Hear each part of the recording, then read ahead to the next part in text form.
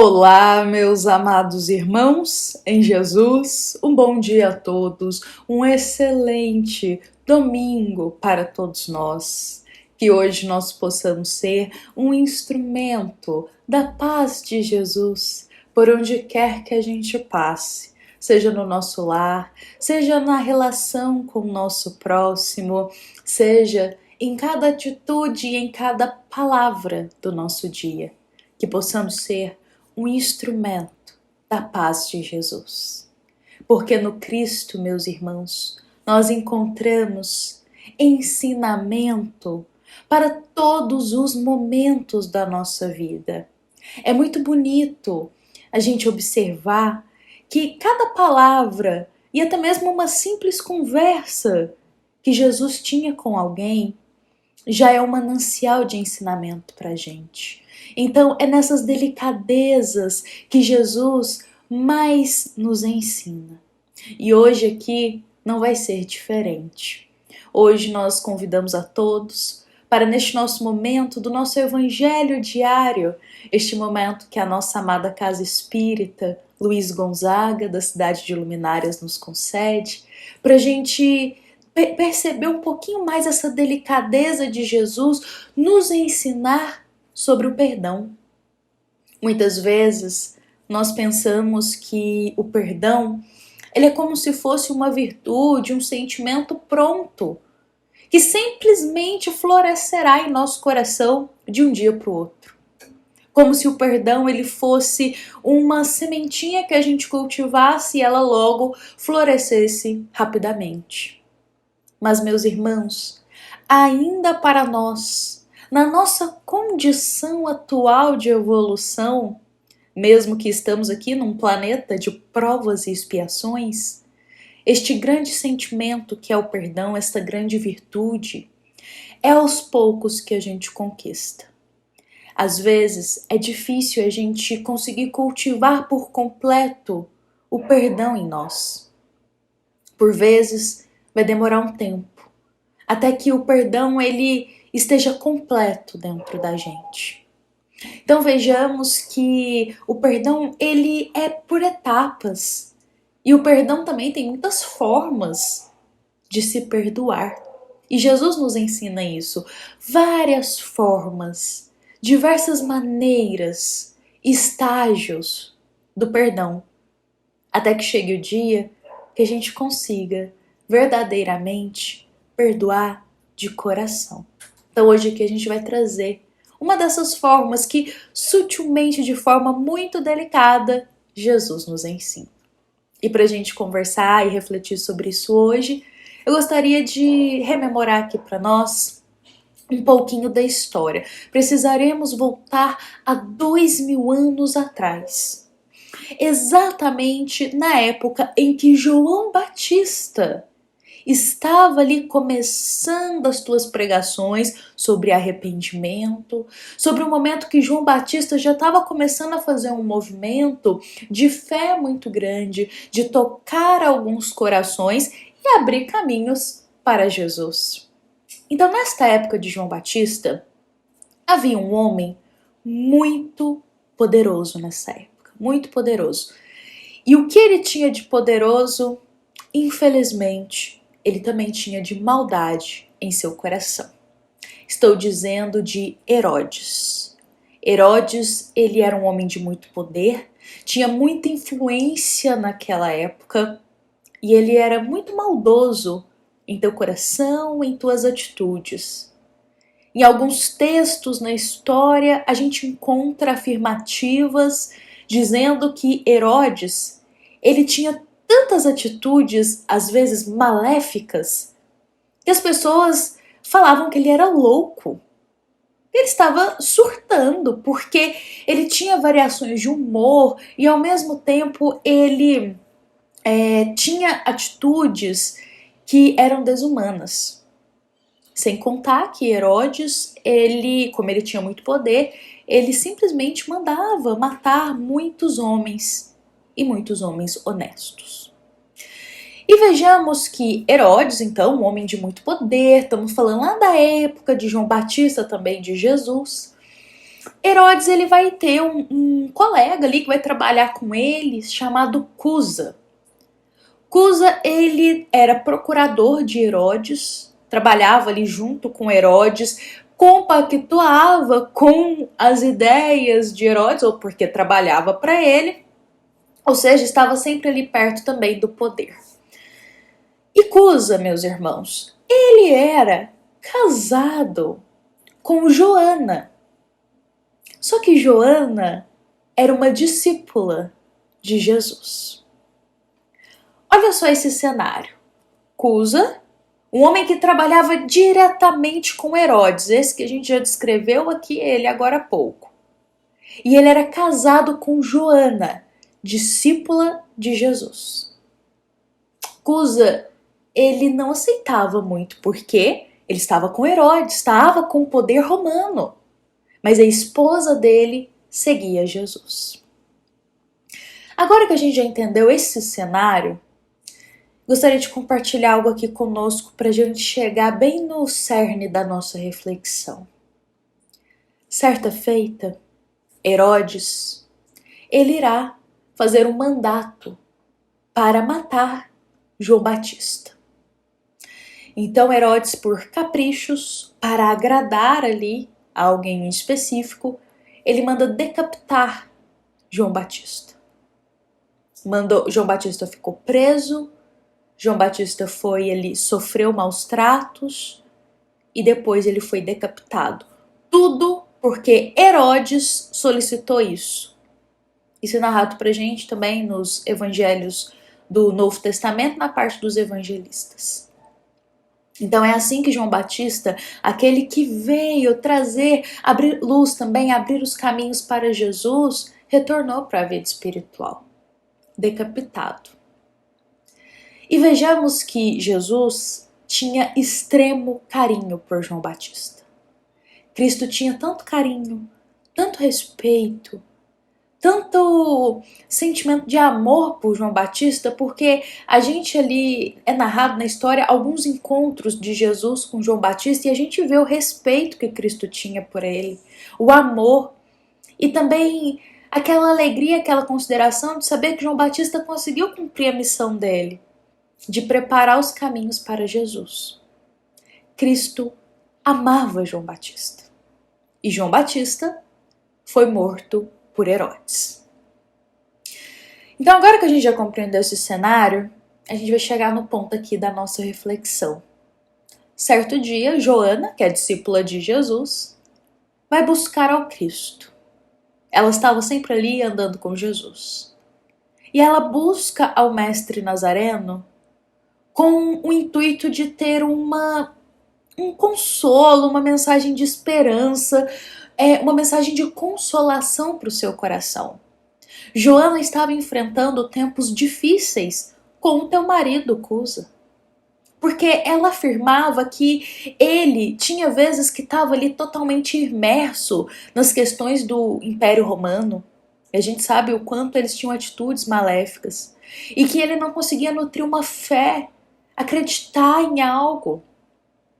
E Joana, ela tinha uma fé profunda em Jesus e no que Cristo pregava. Então isso estava trazendo uma mágoa, uma conturbação para ela internamente. Ela estava enfrentando conflitos dentro de casa por questões de fé. Porque ela acreditava, ela tinha fé em Jesus. E o teu marido era extremamente contra. Então ela estava nesse impasse. Ela busca Jesus com o intuito de ter um conselho e ela busca ao Cristo nitidamente pedindo ajuda para o teu marido Cusa. Porque ele não acreditava, ele não tinha fé, então ela queria que Cristo ele pudesse mostrar um caminho para ela de como ajudar o marido, de como despertar mais o amor, mais a fé no coração de Cusa. Agora, meus irmãos, essa situação ficou muito clara pra gente. Joana está pedindo ajuda para Jesus em nome de alguém que trabalhava para aquele que mandou decapitar João Batista. Jesus sabia muito bem quem era o marido de Joana. Cristo sabia muito bem que ele trabalhava diretamente para Herodes, aquele que colocou o fim de uma forma muito violenta em João Batista. E Cristo amava tanto João Batista. Pensemos essa situação nos dias atuais, então, só para a gente compreender um pouco mais. Imagina a gente nessa situação. Alguém que nós amamos muito, temos muito carinho, muita afeição, alguém que realmente toca o nosso coração. E eis que esse alguém sofre um mal causado por uma terceira pessoa. Alguém faz mal ao nosso irmão que a gente tanto ama. Como a gente reagiria nessa situação? Ou se não, vamos pensar aqui um pouquinho mais dentro desse momento aqui. Alguém faz mal a uma pessoa que a gente ama muito. E eis que a vida, pelos caminhos da vida, nos coloca em uma posição em que essa pessoa que fez um mal a quem a gente ama vem nos pedir ajuda. Necessita da nossa ajuda. Alguém que fez mal a uma pessoa que a gente ama, de repente está numa situação em que é solicitado a nossa ajuda para essa pessoa. Como a gente reagiria? Porque essa é a situação de Jesus. Cristo amava João Batista. E ele sabia que o marido de Joana, a qual ela estava solicitando ajuda ali para ele, trabalhava juntinho com Herodes, aquele que tirou a vida de João Batista. Então, como a gente reagiria? Como será que o Cristo reagiu? Meus irmãos, Jesus, ele jamais nega ajuda. O Cristo ensina claramente para a gente não guardar rancor. E essa é uma forma de perdão para a gente. Não guardar rancor. Jesus não guardou mágoa de Cusa por ele trabalhar com Herodes, aquele que fez mal a João Batista. Cristo não guardou mágoa, Cristo não guardou rancor. Mas de frente para essa solicitação de amparo de Joana, Jesus auxilia ela, dizendo para ela manter a fé e para ela continuar ao lado de seu marido, sendo exemplo para ele de fé, sendo exemplo para ele de amor. A gente não vê, meus irmãos, Jesus dizendo para Joana, se afasta, uma pessoa má, ele trabalha junto com aquele que matou João Batista? Ele é uma pessoa má? Não. Cristo jamais faria isso e nunca fez isso. Algo que talvez, será que a gente faria? Então Jesus, ele em verdade ampara Joana, dando ali conselhos fraternos, esperançosos e de muita fé para ela, dizendo para ela ser exemplo dentro do teu lar de amor, de paciência e de humildade. Dessa forma, o marido, ele iria ser tocado através das atitudes dela no bem. Jesus nos ensina a perdoar através do não julgar uma pessoa por um ato que ela teve na vida dela. Herodes foi muito mal, e aqueles que trabalhavam com ele também. Mas Jesus sabia que uma alma, ela não é completamente má. Uma alma, ela não é completamente ruim. Ela tem o germe da fé, o germe da bondade em seu coração, só esperando para eclodir. Jesus sabia disso, então ele não definia uma alma como completamente má. Foi uma atitude que a pessoa teve. Jesus entendia muito bem isso e nos ensina também esse olhar que nos ajuda a chegar no perdão. A não guardar mágoa, a não guardar rancor, a não guardar sentimentos infelizes contra aqueles que nos fizeram mal ou fizeram mal a alguém que a gente tanto ama.